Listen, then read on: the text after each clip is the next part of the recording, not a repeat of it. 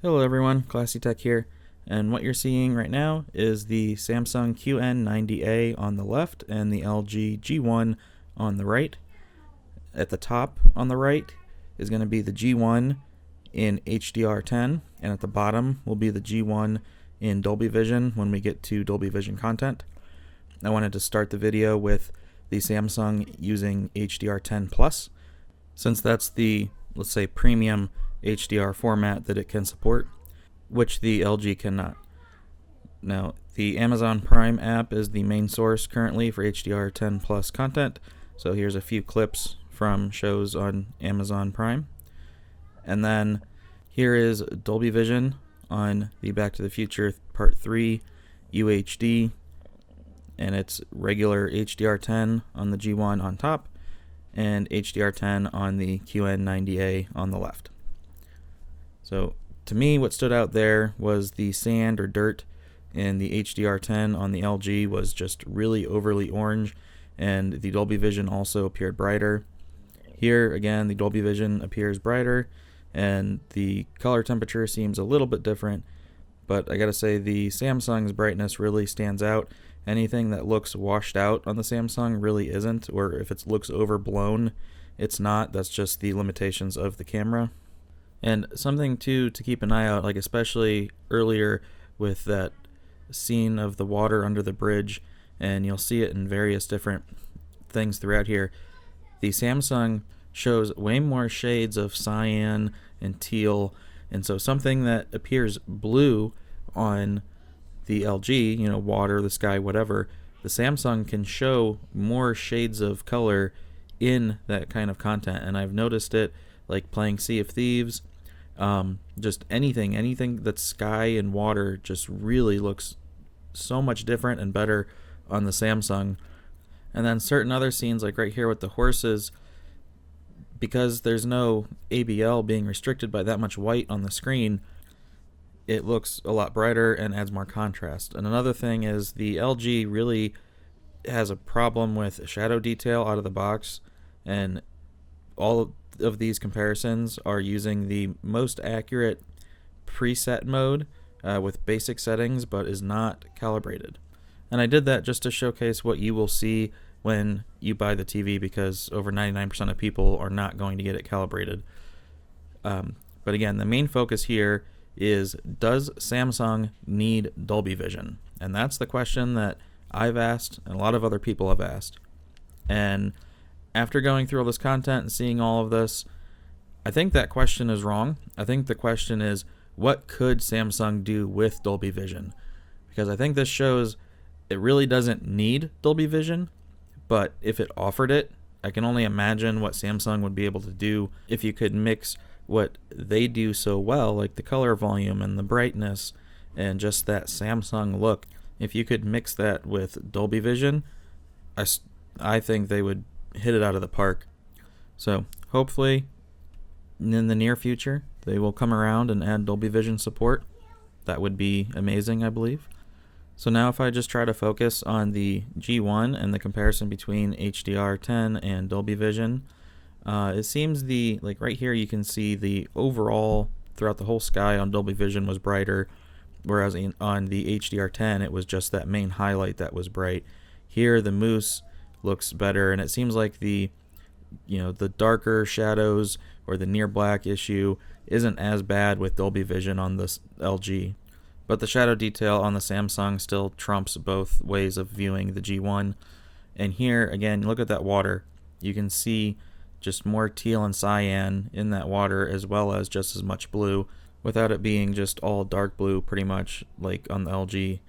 And then here we get into where OLED is supposed to shine with the pure blacks, and just try to focus around where something is lit up and there's black next to it, and that's where, if there's going to be blooming, you would see it. And honestly, it really surprised me. And as I look at these comparisons, I'm seeing that the LG and HDR10 just looks kind of dark and muted. In Dolby Vision, it looks better to me, a little bit brighter, a little bit more color. And then the Samsung, though, right next to it, it takes that to a whole other level. and that's why I really want to see Samsung with Dolby Vision soon to see what they could do, both of those efforts combined. This butterfly, that main body of it on the Samsung in person, was so bright and vibrant and just rich yellow that as much as I love the G1 and OLED, it was no match. And like, it looks to me, I don't know if you guys see this, but if something is supposed to have like luminance shining through the colors, it looks like the LG just wants to squash it and just make it like a solid red or a solid orange or just solid dark blue or whatever. Whereas the Samsung, I don't know if it has better gradient handling, maybe that's what it is, and it can distinguish just that finer touch of separating the colors more. But it's doing something that just makes colors stand out more, look better, look like there's more shades to each color in something.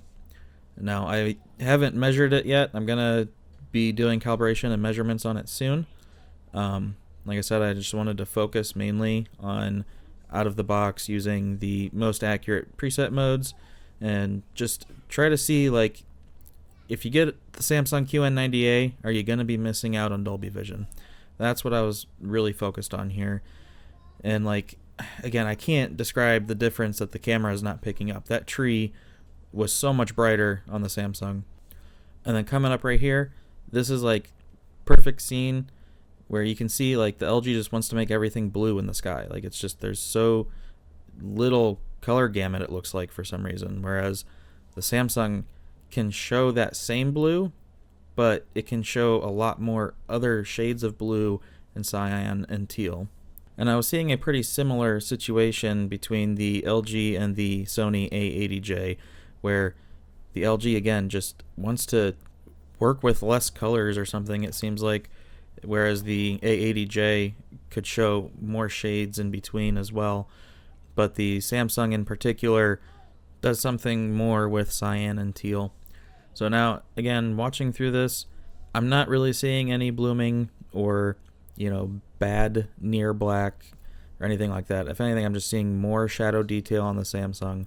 However, certain scenes like this right here, that contrast of the alligator on that rock, that's where OLED can shine. It's so content dependent on which one looks better at a certain time. The Samsung right here, to me, that owl sticks out more from the brightness. But then when you come to this kind of scene where it's black behind the owl, I think the LG looks better and comes out more. It's so back and forth. It's really a hard decision. I know I'm struggling with it. I know you are. And it really comes down to your use case and the content you watch. But again, the main focus of this is about Dolby Vision. And after doing this and seeing this, again, I don't think the QN90A needs Dolby Vision, but I really hope Samsung adds Dolby Vision to TVs soon just to see what they can do with it. So I hope you all like this. And again, this lizard, oh my god, when this lizard turns and looks at you in the next scene on the Samsung, I have never seen it that right there. It pops out of the screen so much on the QN90A. But anyway, hope you all like this. Hope it may help some of you out with your decision making. If you did, just a reminder to press the like button for me and check the description for some affiliate links if you want to be buying anything on Amazon anytime soon. That'll help me out.